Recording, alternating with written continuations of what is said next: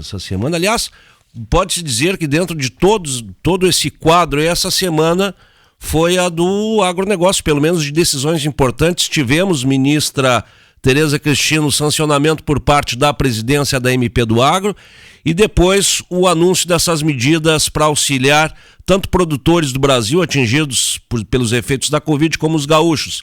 Bom dia, bem-vindo ao Conexão mais uma vez. Bom dia, Alex, bom dia. É um prazer falar com você e com todos os seus ouvintes aí do Rio Grande do Sul, para a gente poder explicar um pouquinho, enfim, tudo o que aconteceu essa semana. Finalmente, umas notícias esperadas aí pelos produtores rurais do Rio Grande do Sul, e a nossa ansiedade também era grande para que essas medidas fossem concretizadas. Pois é, ministra, vamos começar pela MP do Agro, né? O que significa esse avanço agora?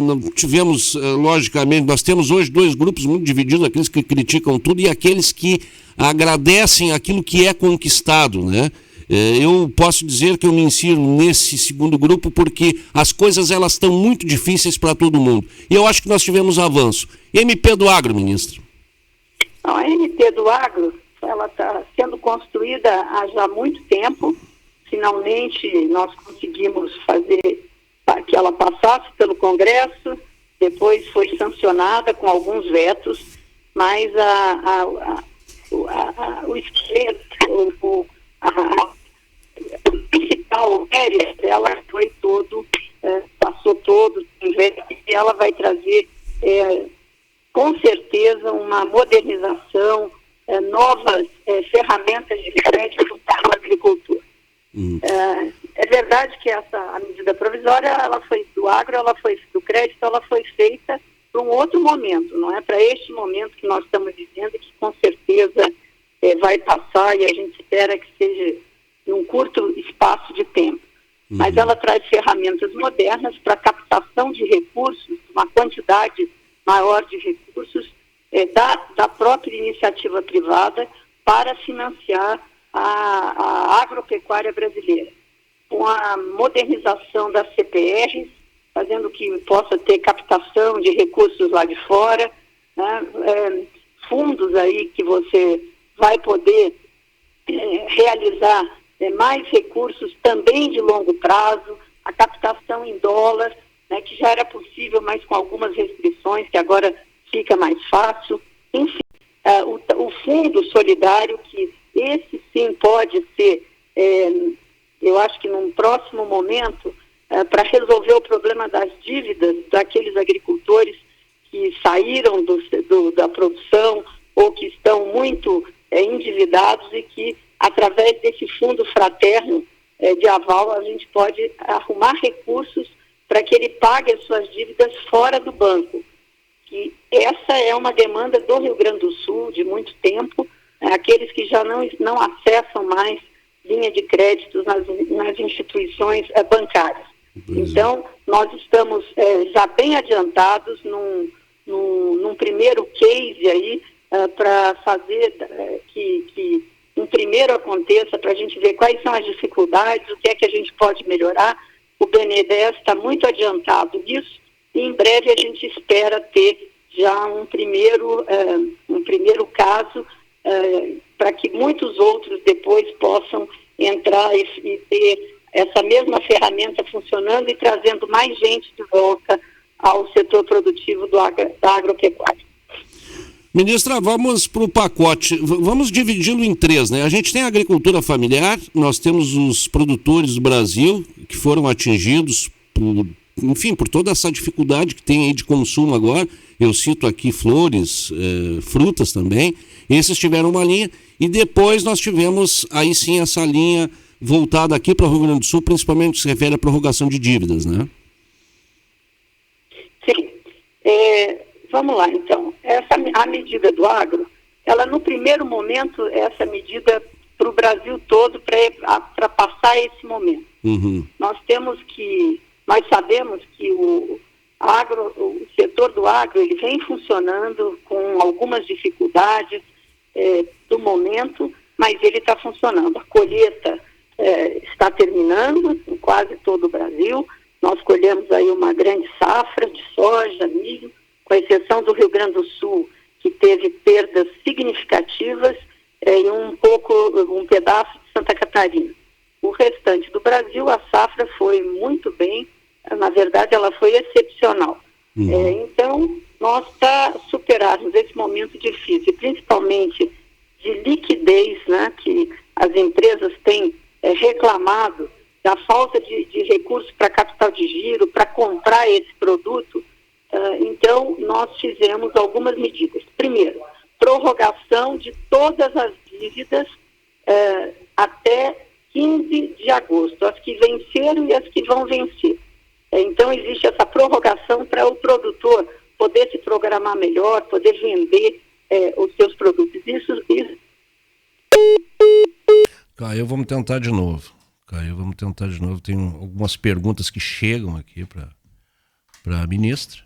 Quando são agora 9 horas e 27 minutos, 9h27, a temperatura na casa dos 19,8 nesse momento. Mandar um abraço para o Alegrete, família de quarentena lá da dona Yara Terezinha, o Herendo também na nossa escuta, grande amigo. De repente a gente vai se ver em breve, hein? Não sei se em maio, né? Eu acho que não, porque a Semana Roseira ela foi postergada, né? Mas nós em breve vamos estar juntos, grande amigos lá do nosso Alegrete. O José Carlos Gross, nosso presidente da Associação dos Arrozeiros aqui de Camaquã. Bom dia, colhendo na Pacheca e te ouvindo. Excelente programa. Um abraço, Gross. Grande Gross. Aqui. Vamos tentando, né? Estamos no ar também, não podemos falar agora, né, pessoal? E assim a gente vai tocando. Simplesmente caiu a ligação, né? Outras, de repente a gente faz para aquele outro número também. Vamos tentando os dois ainda, né, para ver se a gente completa isso aí. Aqui também tem outras informações. O que dá para se dizer é o seguinte, né? Foi abrangente, foi dentro daquilo que mais ou menos esperava. Tem gente que esperava mais, né? Agora, eu tenho repetido uma coisa. As circunstâncias, elas não tão fáceis. O Jerônimo Guerra, nosso deputado federal, nos ouvindo lá de Casca. Um abraço, amigo. Esse que também é um lutador aí, é um batalhador das causas do agronegócio. Vamos fazer o seguinte, vamos tentar. Valesca, bom dia. Bom dia, Alex. Bom dia a todos os ouvintes do Conexão Rural. Um prazer participar do teu programa com a redação de jornalismo da Acústica FM. Deixa eu só organizar a câmera aqui para quem vai nos assistir. O que tem de novo aí, Valesquinha? Só para complementar a informação da ministra Tereza Cristina Alex Soares. O Rio Grande do Sul, por meio de informações da Defesa Civil, registra então 268 municípios em situação de emergência por causa da estiagem no Rio Grande do Sul, né? Essa informação ela foi atualizada ontem no último boletim e a gente já volta com os dados completos. Isso é importante, essa informação, viu, ministra, que a Valesca me passa aqui, dos municípios que estão sendo colocados em situação de emergência. É importante que se diga que aqueles que precisarem dessa prorrogação, os municípios têm que aderirem a isso aí, né? Tá, deixa eu lhe dizer, isso é um assunto importante que nós tomamos o maior cuidado. Sim. Os municípios que decretaram estado de emergência ou de calamidade de 1º de janeiro deste ano até a data da publicação. Então, a data da publicação foi anteontem.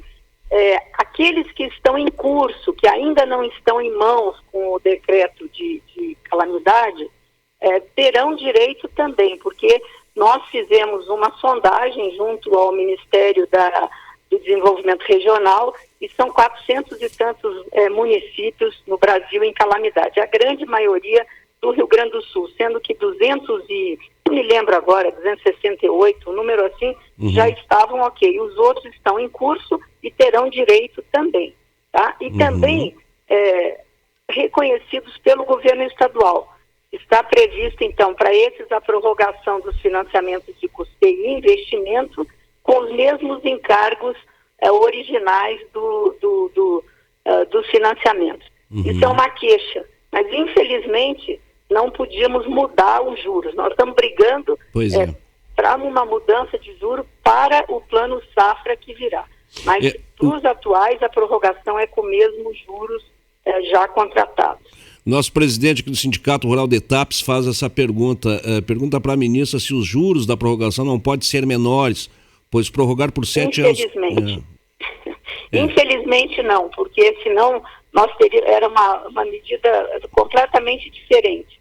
Então nós vamos brigar, porque estamos já numa discussão para o próximo plano safra, para a gente, nós estamos conversando diuturnamente com a economia para tentar ver se conseguimos juros mais baixos, já que a Selic caiu, mas infelizmente o mercado, ao contrário, caiu a Selic, mas os juros no mercado estão mais caros. Mas para os juros agrícolas nós estamos tentando, para aquele juro que ele que tem subvenção do governo federal, nós estamos tentando que ele caia para percentuais menores do que deste plano safra.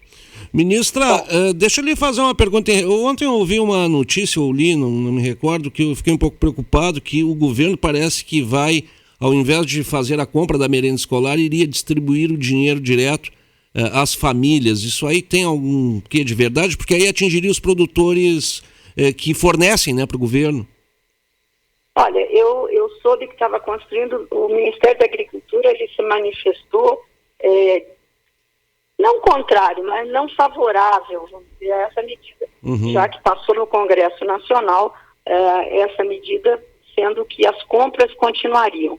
A gente tem medo de que esse recurso indo em dinheiro, ele não seja utilizado para a compra de alimentos. A gente sabe que é complicado isso. O ideal é que ele continuasse sendo para a compra dos agricultores da agricultura familiar. Mas existe essa conversa, sim. Eu já estou conversando para ver, vamos dizer, se isso realmente procede ou não, já que essa medida já passou no Congresso, né? Acho que passou já na Câmara e no Senado, e está indo para a sanção, sendo que a compra continua igual, continua para a agricultura familiar, para aqueles que entregam produtos da agricultura familiar.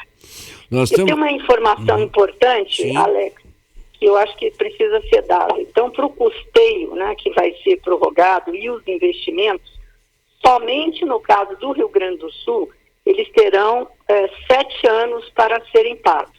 Eles serão divididos aí em parcelas por 7 anos. Esse financiamento daqueles que estão aí nos municípios com emergência. Né? Então, isso é importante porque as parcelas serão divididas iguais e sucessivas a partir da data da renegociação. Então, e para as operações com seguro rural, serão deduzidos os valores indenizados. Então, quem tem seguro rural, deduz o seguro, e aí, se tiver remanescente do financiamento, divide em 7 parcelas durante 7 anos consecutivos. Ministra, pois não. Eu acho que isso é uma informação importante que todos devem estar atentos a ela. Com relação ao seguro, a gente está tendo aí os escritórios da Emater fazendo esse trabalho aí com relação ao Proagro. É um reforço importante, né, ministro? Sim. E nós flexibilizamos isso lá junto ao Banco Central para que, neste momento, a gente tivesse aí feito remotamente, que os produtores, bastava eles informarem, né, a quebra, ter os documentos e preencher um formulário dizendo com dados fidedignos, que no futuro eles serão comprovados. Então é importante que todos entreguem esse formulário às suas instituições financeiras para que, para frente, o Proagro possa, se for necessário, fazer vistorias nessas propriedades de acordo com a documentação entregue. Mas entregue esse formulário e imediatamente eles estão autorizados a fazer a colheita. Eu tenho algumas perguntas aqui em relação, e vou resumi-las todas aqui, o João Paulo me manda, em relação à securitização. É um tema complicado para esse momento, pelo menos, né?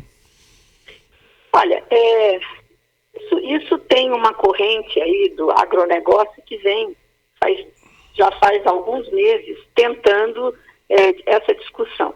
Agora, nós não podemos, em alguns setores que vão muito bem, isso não pode ser uma coisa geral.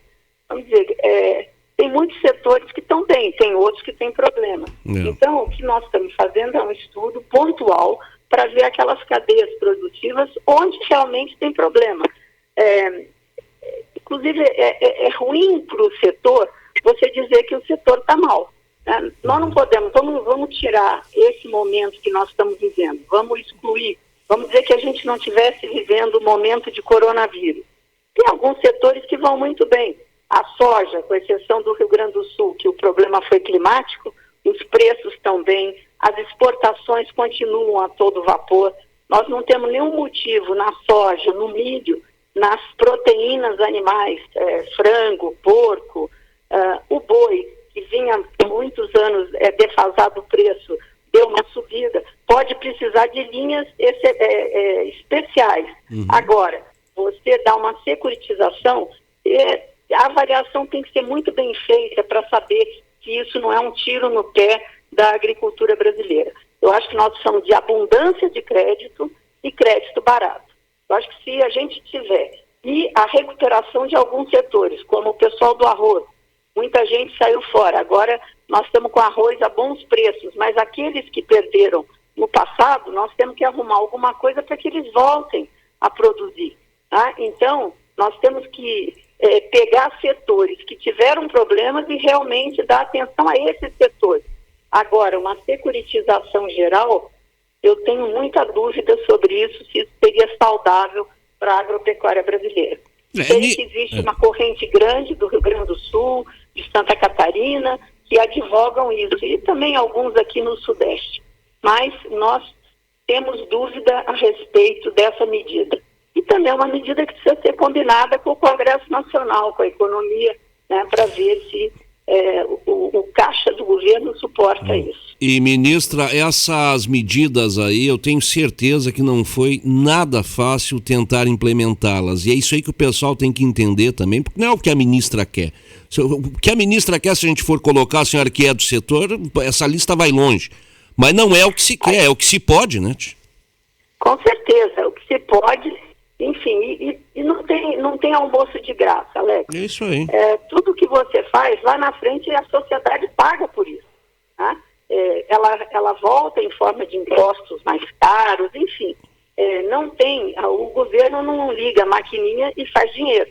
Então, isso tudo tem que ser muito pesado, muito discutido. Agora, eu quero parabenizar as associações, a Federação do Rio Grande do Sul, a FASUL, o pessoal da FETAG, o pessoal enfim, todas as associações, tanto dos pequenos quanto dos produtores rurais, que juntos fizeram um belíssimo trabalho, né, para poder, com muita responsabilidade e maturidade, entendendo justamente esse momento que nós vivíamos e tendo a consciência de pedir o que era possível.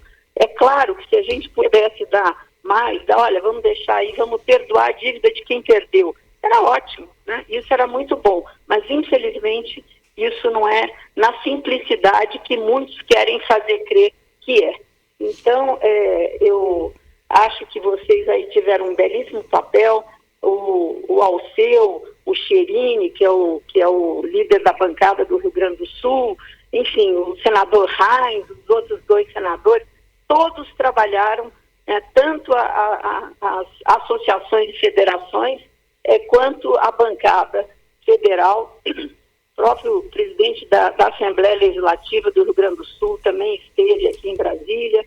Enfim, foi uma união de muitas pessoas em prol de resolver esse problema grave que passa o Rio Grande do Sul. Ministro, eu estou pensando numa coisa agora, os nossos números do primeiro trimestre, em março, principalmente, foram muito bons em relação às exportações do agronegócio. Não vamos correr o risco daqui a pouco de termos um excesso até, pode ser um problema bom, logicamente, mas internamente nesse momento não sei, porque está faltando comida em outros países também, né? E a nossa exportação ela atende? Qual é os dados que a senhora tem, as perspectivas que a senhora tem daqui para frente em relação à exportação do nosso agro? Olha, a gente tem aí as exportações acontecendo de maneira normal, por enquanto. Né? A China, que é o nosso grande comprador de commodities agrícolas, comprando, volta a comprar normalmente, mas eu acho que nós vamos ter, num certo momento, pode ser que as exportações elas deem uma esfriada, apesar da demanda mundial, a gente não tem dúvida de que ela vai crescer. A gente vem acompanhando isso de perto, né, inclusive pelos preços aqui dentro do Brasil, porque a obrigação do país primeiro abastecer o seu país, né, os nossos cidadãos. Nós produzimos para o Brasil. O excedente é que nós exportamos. O excedente é bom porque melhora preço, equilibra preço, né, mas a gente vem acompanhando para que aqui dentro a gente tenha o país abastecido e, com certeza, continuarmos a cumprir os nossos contratos de exportação. Pelo tamanho da nossa safra esse ano, nós não temos nenhuma dúvida de que nós vamos continuar abastecidos internamente e vamos poder cumprir todos os nossos contratos de exportações já acordados, que eles são feitos anteriormente, né? Agora, daqui para frente, a gente tem que acompanhar o que o mundo vai viver, Alex. O que nós estamos sentindo realmente é uma procura maior por países que não eram nossos parceiros e que agora começam a nos procurar, pedindo aí, começa tudo pelos certificados sanitários de importação, né, querendo adiantar esses certificados, porque se houver necessidade, eles estariam prontos para começar a comprar produtos do Brasil. Então, isso também é uma oportunidade, mas nós temos que... isso é uma coisa que nós, lá no Ministério da Agricultura, ultimamente, dedicamos o nosso tempo, muito do nosso tempo, fazendo esse acompanhamento e montando cenários para o que virá depois do Covid-19 no mundo, né, em termos de alimentos e abastecimento. Então, nós estamos montando vários cenários, nós temos vários especialistas, Embrapa, do Ministério da Agricultura, gente da sociedade civil aí organizada, universidades, institutos de pesquisa. Nós estamos trabalhando para saber o seguinte: o que o Brasil pode, qual será o papel do Brasil depois do coronavírus, dessa dificuldade que o mundo inteiro passa. Ministra, dentro desse cenário a gente teve também os cortes aí do Sistema S, atingindo também o Senar do Brasil, e a senhora, eu sei que tem um carinho muito grande por essa instituição, por tudo que vem apresentando de positivo na formação de produtores, enfim. Será que dá para reverter essa situação? Qual é a sua visão sobre isso aí? Acho que sim, principalmente do Senar, que, enfim, é o que nos atinge mais diretamente. Nós temos conversado com a economia, na realidade eles viram que, enfim, que é muito pequeno o valor para o tamanho do estrago que fará isso se realizasse. Então, o ministro Paulo Guedes teve muita sensibilidade, nós estamos conversando e nós estamos arrumando outras maneiras do Senar continuar ativo, não perder esses recursos por esses 3 meses que para ele eram cruciais, porque o Senar, diferentemente dos outros S's, ele recebe muito pouco na folha de pagamento, o que ele recebe mais é na comercialização, e a comercialização acontece justamente nesses 3 meses que nós estamos vivendo agora, né, é o pico das comercializações, então ele seria o mais penalizado. Então o governo federal teve essa compreensão e ele vai retornar bastante coisa para que o Senar não perca a sua função e não deixe de dar essa assistência técnica de qualidade que ele faz aí ao longo do Brasil, de muitos estados brasileiros. Ministra da Agricultura, Tereza Cristina, a gente quer agradecer, e a gente sabe que não deve estar sendo fácil trabalhar nesse momento de muita beligerância, até na questão política muito acirrada. Parece que a gente está numa campanha eleitoral até, né, ministra? Uma coisa impressionante nesse momento, né? Mas... Alex, eu quero dizer a vocês o seguinte: eu recebi uma missão do presidente Jair Bolsonaro. E eu estou aqui para cumprir essa missão. E a missão é o quê? É fazer a agricultura brasileira continuar pujante, a agricultura brasileira ter condições de continuar a produzir, num ambiente bom de negócios, fazer com que a pequena agricultura seja fortalecida. Você vê aí no caso das flores, dos hortifrutis e do leite. Nós agora, essas medidas, elas são injeção na veia. A gente está trabalhando para que esse dinheiro chegue rapidamente até o pequeno produtor. E oposição você sempre tem. Ninguém é unanimidade, graças a Deus. E enquanto o presidente me der essa missão, eu estou aqui a postos, à frente, à ordem, para cumprir essa missão da melhor maneira possível. Na hora que ele achar que não é mais o papel a mim por ele dado, ele tem toda a liberdade de trocar ministros, enfim. Mas enquanto ele me der, eu estiver à frente desse ministério, eu vou tratar dele como eu sempre fiz, de maneira republicana, trabalhando e dando o meu melhor para que a agricultura brasileira e a pecuária brasileira possam estar fortalecidas cada vez mais e ocupando um papel importante, que poucas vezes eu acho que a agricultura teve no governo central, onde a agricultura senta com a economia, discute de frente a frente e a gente tem marcado gols à frente da economia. Não é sempre da maneira que a gente gostaria, mas eu acho que da maneira possível a gente vem a agricultura, até pelo seu papel, né? O papel importante que é reconhecido pelos brasileiros e pelo governo brasileiro do que a agricultura tem feito pelo Brasil. Só uma última coisinha, ministra. Ontem o embaixador chinês aqui no Brasil, ele falou a jornalistas, ele deu uma entrevista, acho que numa live, foi uma coisa assim, e ele garantindo que as relações, principalmente as comerciais e também de fraternidade entre os países, está firme, né? Eu acho que essa coisa aí também das declarações, da tirinha aquela que o colega ministro da Educação colocou, eu acho que foram superados isso aí, né? Olha, com certeza. Por parte da agricultura, nós sabemos que nós temos um tratamento igual para todos os países que compram do Brasil. E a China não poderia ser diferente. Hoje eles são os nossos maiores parceiros. Então nós temos todo o respeito, cumprimos contratos. Eu acho que a agricultura brasileira, em momento nenhum, deixou de fazer aquilo que deveria com todos os seus parceiros e não diferentemente com a China. Muito obrigado, uma feliz Páscoa para a senhora, ministra Tereza Cristina, e obrigado por nos atender. Para você também, para todos os gaúchos aí que nos ouvem, um grande abraço. Eu espero que essas medidas amenizem e quero só dizer o seguinte, que elas não são definitivas. Nós estamos aqui firmes e atentos. Qualquer coisa que a gente precisar se movimentar para ajudar, o Ministério da Agricultura está à disposição. Uma feliz Páscoa para vocês todos. Amém. São 9h49 agora, esta ministra da Agricultura.